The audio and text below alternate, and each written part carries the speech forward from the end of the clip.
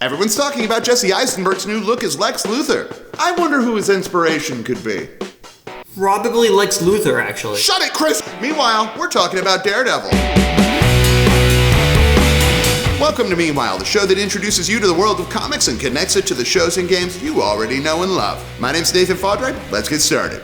Marvel's Netflix series Daredevil debuts on April 10th, and after many suggestions by you guys and a thread or two, we decided it was most definitely time to take a closer look at the man with no fear. Daredevil is Matt Murdock, a blind lawyer living in the Hell's Kitchen neighborhood of New York City. Matt was raised in the neighborhood by his single father, a struggling boxer called Battling Jack Murdock. Jack was a bit of a washed-up drunk, but always tried to do right by his son. One day, when Matt's out in the city, he sees a blind man about to be hit by a truck. So, he jumps into the street and pushes the man out of the path of the truck, saving it. But, turns out the truck is carrying radioactive waste, which spills on Matt when it swerves to miss him. Why are these trucks of radioactive waste never properly contained? I don't know, Chris. We should start a protest. No one's coming. Instead of dying horribly, Matt's only blinded, but the radioactive material also mutates him, increasing his remaining senses to superhuman levels. And it gives him a kind of echolocation radar sense, allowing him to see. All of his senses are increased? Yep, like smell. This is actually the way he identifies most people, and it helps him to track them from blocks away. Touch. He can even read by feeling the ink on a printed page. He has a tough time with computer screens, though. Hearing. He can even use this to hear whether a person is lying to him by listening to their heartbeat. Plus, his inner ear is boosted too, giving him superhuman reflexes and balance. Taste! It's kind of amazing that he's not as fat as his nemesis, the Kingpin, because he can taste everything. Then again, I'm not sure I'd like to taste half the stuff that's actually in my food. Did you eat the sandwich I gave you today? Yeah, why? Don't worry about it. I put something in your sandwich. In order to support his now blind son, Jack Murdock starts working for the local mob, and when he refuses to throw a fight, he's killed. His son goes into a deep depression, but is helped by the blind ninja master Stick, who trains him to fight and gives him a new purpose. Matt goes to college and becomes a lawyer, and he teams up with his roommate, Franklin Foggy Nelson, to open the law firm Nelson & Murdock back in his old stomping grounds of Hell's Kitchen, where they hire the beautiful Karen Page to work for them as a secretary, and Matt slowly falls in love with her. He also dresses up in a costume and fights crime at night, and they lived happily ever after. Really? No.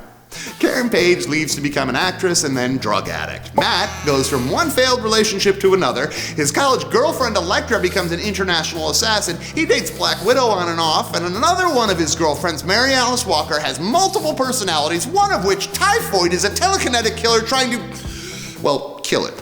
Still a better love story than Twilight. Matt struggles constantly to not go over the line, but sometimes he fails. His mental state is, well, what you would expect from someone who dresses up like a devil and fights crime. Not all there. At one point, he takes over as the kingpin of crime, and then at another point decides to take over as the leader of the evil ninja clan, the Hand.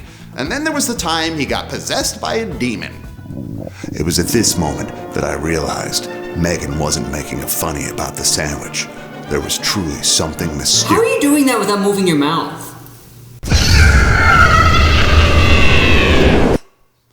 Oh, it's just demonic possession. I thought you poisoned me. Guys, I just added Swiss cheese. I don't know where that demon came from. Daredevil, Born Again by Frank Miller and David Mazzucchelli.